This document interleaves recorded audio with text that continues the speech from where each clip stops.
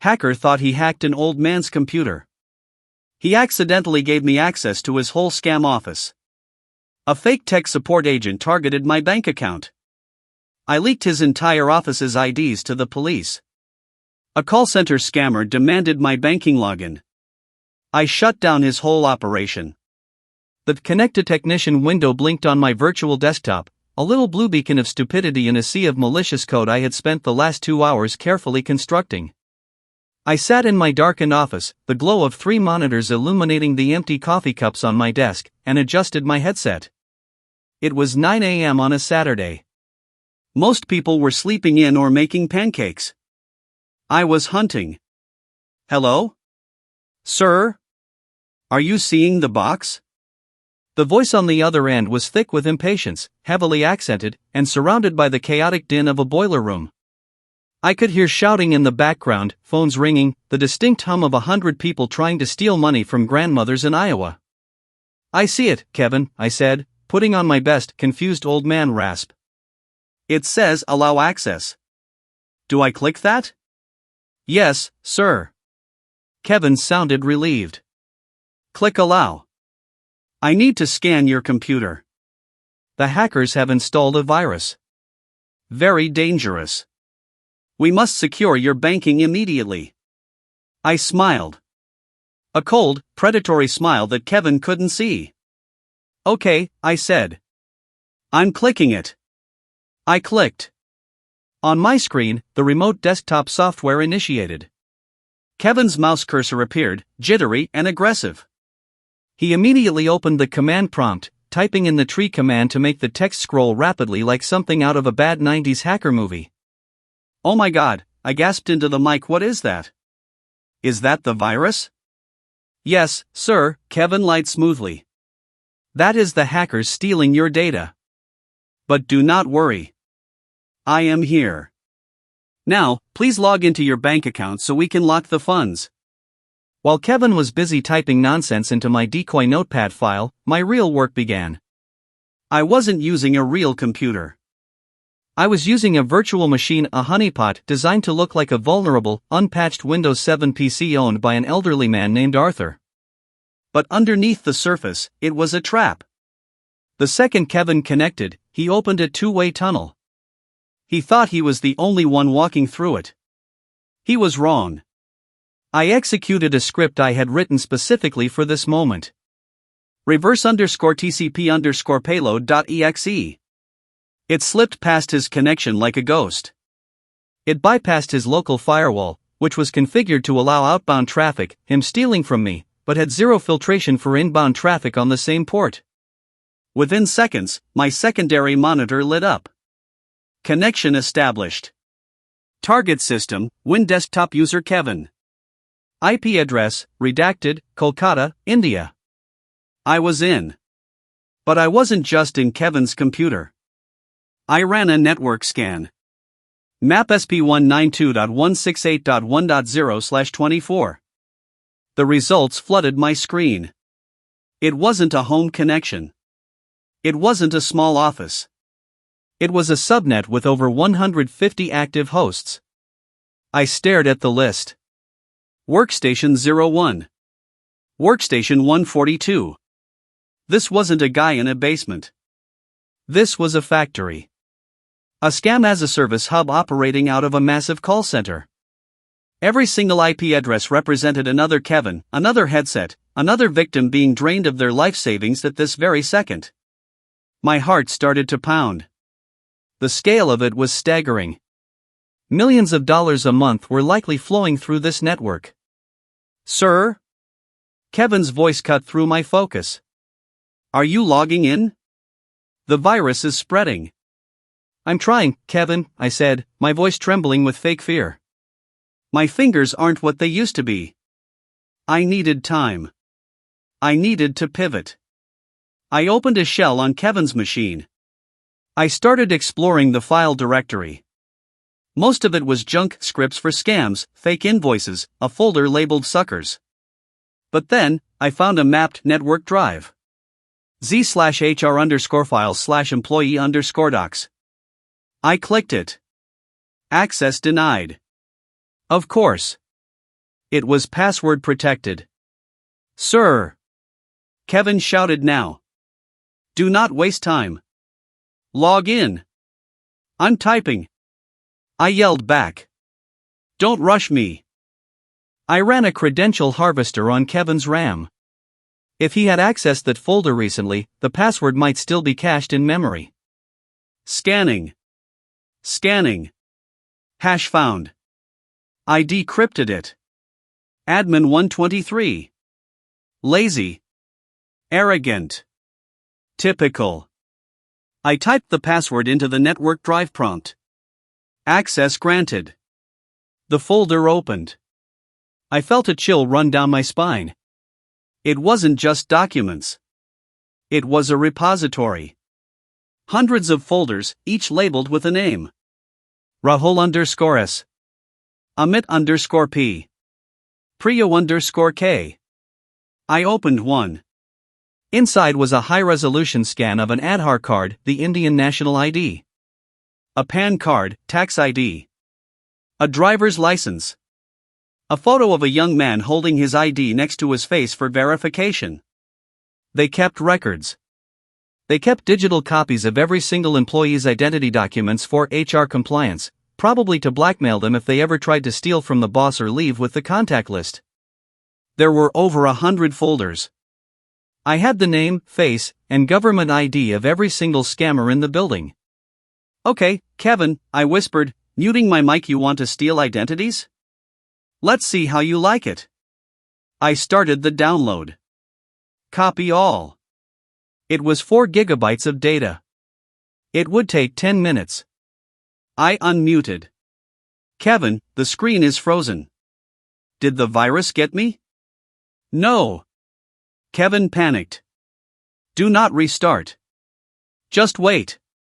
He was typing furiously on his end, trying to keep the connection alive, unaware that the bandwidth was being consumed by his own personal information leaving the building. 5 minutes left. I needed a distraction. I needed chaos. I looked at the network map again. There was a server labeled PBX_VoIP_controller. The phone system. I accessed it. Default credentials. Admin/admin. I stared at the dashboard. It controlled every phone in the office. It controlled the overhead paging system. I saw a button. Broadcast to all zones. I smiled. I opened Google Translate. I typed a message. I set the language to Bengali/Hindi, common in Kolkata. I copied the audio file. I uploaded it to the VoIP controller. I hovered over the play button. Download status, 98%. 99%. 100%. Got it, I said. I looked at the Kevin connection. He was still trying to get me to open my bank. Kevin, I said, dropping the old man voice entirely. My name isn't Arthur. And I don't have a virus. Kevin paused. What? My name is Jaden, I said. And I'm currently looking at your Aadhaar card. Nice photo. You look younger without the headset. Silence. What are you saying? Kevin whispered. I'm saying I have the HR folder, Kevin. I have everyone's ID. I have your boss's ID. And in about 10 seconds, I'm going to introduce you to a little concept called total network failure. I executed the wipe script I had queued up. It was a nasty piece of code. It didn't just delete files, it overwrote the master boot record, MBR, of every machine on the network with zeros. It turned computers into expensive paperweights. I watched the network map. The green lights started turning red. 1 by 1. 10 by 10. Sir? Kevin's voice pitched up. My screen went black. I know, I said. Look around you, Kevin. I hit the broadcast button on the VoIP system. The audio file played. I couldn't hear it directly, but I could hear the reaction through Kevin's open microphone. The background noise in the call center stopped. The hum of voices died instantly. Then, a robotic, booming voice echoed through the room, distorted by the cheap PA speakers but unmistakable in its clarity. Attention! Attention! This facility has been compromised. Your identities have been seized. Your Aadhaar cards, PAN cards, and home addresses have been downloaded. The police have been notified. They are on their way. Leave now or be arrested. The silence held for exactly 3 seconds. Then, pandemonium. What is that? I heard someone scream in the background. My computer is dead, another voice yelled. Run! I heard chairs scraping violently against the floor. I heard headsets being ripped off and thrown onto desks. I heard the stampede of feet. Sir? Kevin whimpered. What is happening? You're done, Kevin, I said. The police have the file. They have your face. If I were you, I'd stop scamming grandmothers and start running. You destroyed us, Kevin breathed. No, I said. I just rebooted you. Click. The connection died. Kevin had pulled the plug. Or maybe he just ran. I sat back in my chair.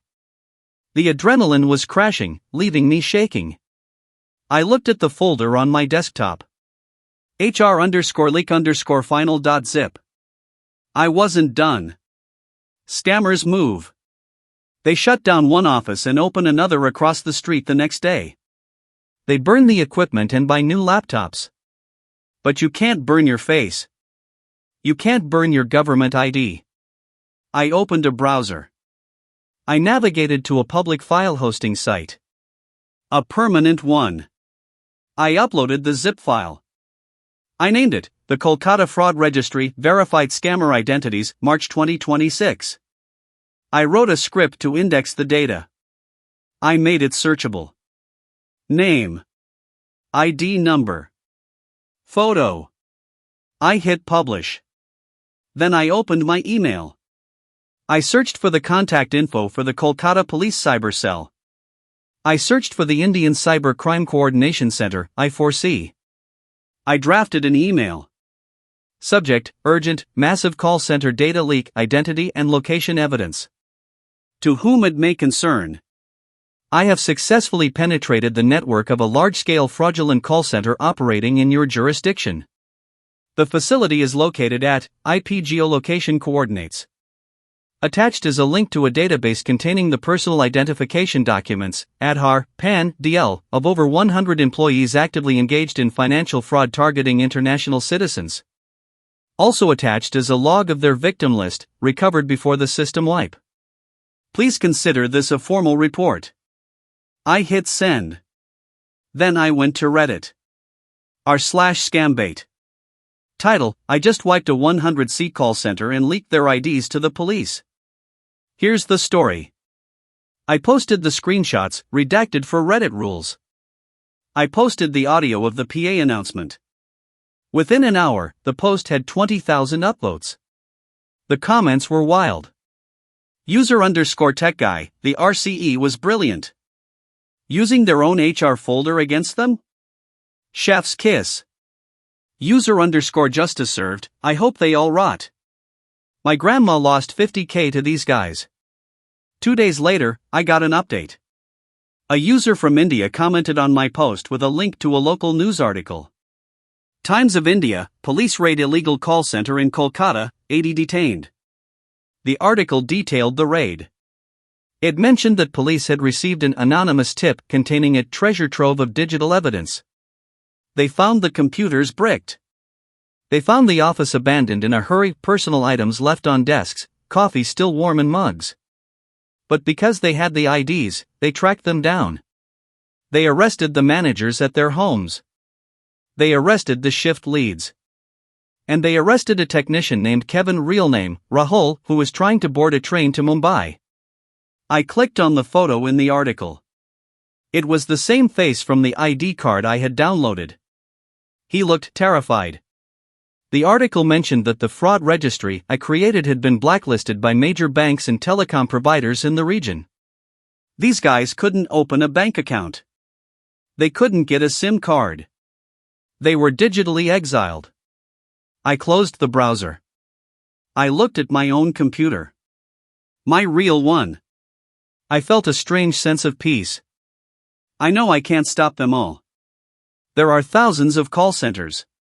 There are millions of scammers. It's a hydra. You cut off one head, 2 more grow back. But for one Saturday morning? For one glorious, chaotic morning? I cut off the head. I burned the neck. And I posted the pictures for the world to see. I took a sip of my cold coffee. Checkmate, Kevin, I whispered. So, tell me. Am I the monster for destroying the lives of 100 young men trying to make a living, or did I just install the ultimate antivirus? If you have made it this far and want to see more videos like this, then kindly subscribe and turn on notifications so you may never miss another story like this.